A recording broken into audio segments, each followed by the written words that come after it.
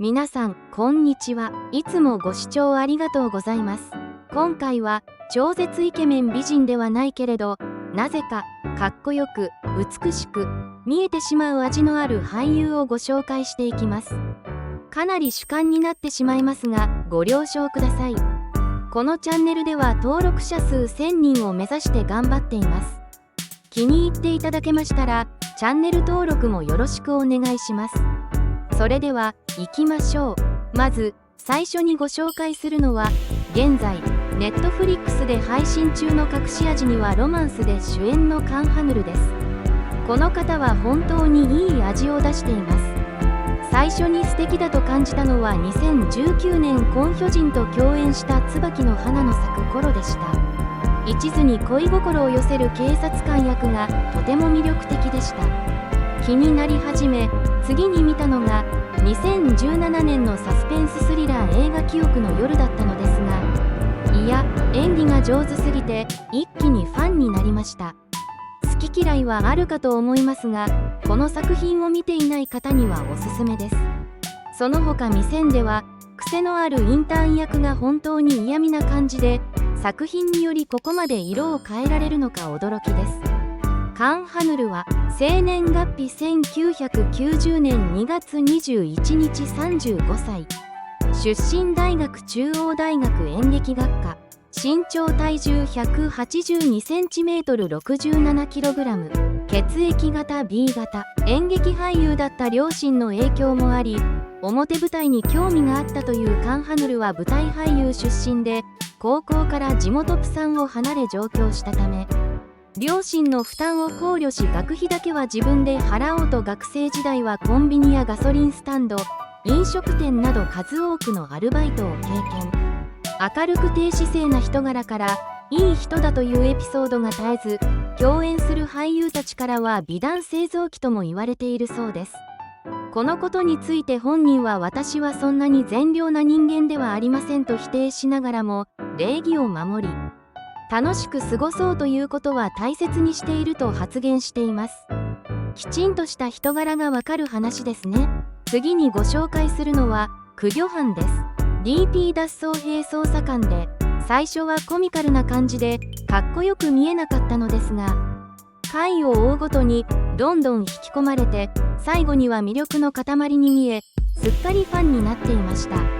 キルボクスンではもう超絶かっこいい人殺し役で私の中では本当にかっこいい俳優さんです。1982年12月14日生まれ42歳。改めて42歳って見えますか？ソウル芸術大学映画科俳優であり独立映画の脚本や編集も務める監督。2017年チョ・ヒョンフン監督の独立映画夢のジェーンで主演を務め青龍映画賞新人男優賞にノミネートされその名前を挙げました。この経歴を聞いただけでなぜこんなに彼に惹かれたのか分かりました。内面からにじみ出る才能がその魅力を増大させていました。韓国独立映画界最高のスターと言われ演出、脚本、演技まで全て務め天才アーティストと呼ばれる存在です。イオクソプ監督と共に作った短編映画が多く2人で運営している YouTube チャンネルもあります。また私生活では恋人同士のようです。もっともっとドラマ、映画で見たいです。次にご紹介するのはユン・ゲさんです。ここでご紹介していいのかわからないぐらい素敵です。生年月日1978年12月20日46歳。身長 182cm。実はユン・ゲさんは音楽グループゴッドのサブボーカル、ラッパーだったそうです。私は想像できないです。グループを脱退後俳優に転身。コン・ヒョジン主演のラブコメ最高の愛恋はドゥグンドゥグンのユン・ゲさんは素敵です。近作では2023年の誘拐の日がおすすめです。不器用な誘拐犯と頭脳明晰な天才少女の特別な絆を描いたヒューマンミステリー。ユン・ゲさん演じるキム・ミョンジュンはどこか抜けているけれどお人よしで煩悩な父親。難病を患う娘の手術費用を捻出するため、前妻から提案された身代金目的の誘拐をやむなく決意する。誘拐を実行すべく向かった彼の車に飛び込んできたのはターゲットの少女、まさしくロヒその人だった。見ていない方はぜひチェックしてみてください。次にご紹介するのは実力派女優キム・ゴウンです。本当にすごい女優さんです。日本でも6月13日から映画ラブ・イン・ザ・ビッグ・シティがロードショーが控えていて、さまざまな映画賞を受賞している作品なので期待大ですね。またネットフリックスでもドラマ「うんじゅと34」が今年中に配信予定です。彼女の代表作は何といってもトッケビです。共演した婚湯とはこの作品がきっかけで交際に発展しました。残念ながら現在は破局していますが、ユミの細胞たちも可愛い作品ですし、なんとデビュー作の映画「うんびょ青い蜜」ではオールヌードを披露しています。役への没入感は半端なく、透けるような美しい演技が私は好きです。父の転勤で中国に移住した際には母国語を忘れないようにと毎日のように韓国の映画を見せてもらい、中学生となって帰国した際には演技の世界で仕事がしたいと考えるようになり、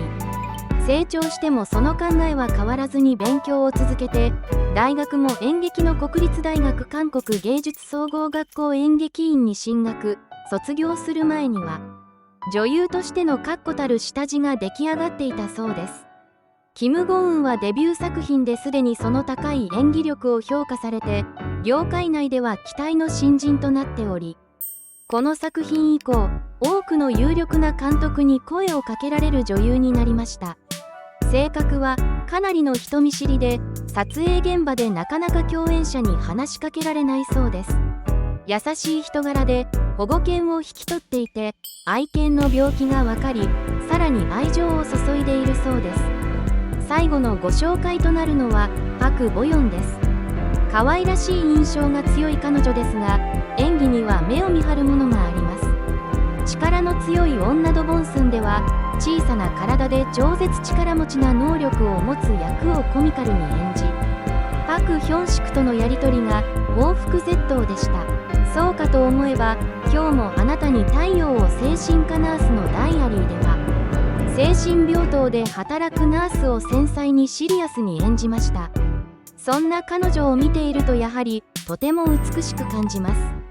国民の妹と呼ばれ、共演者からはとてもいい性格で現場の雰囲気を明るくしてくれる存在という声も聞かれます。デビュー以来出演オファーの絶えないパク・ボヨン。その背景にはしっかりとした演技力が評価され続けられている証だと思います。いかがだったでしょうか。気に入っていただけましたらチャンネル登録、高評価もお願いします。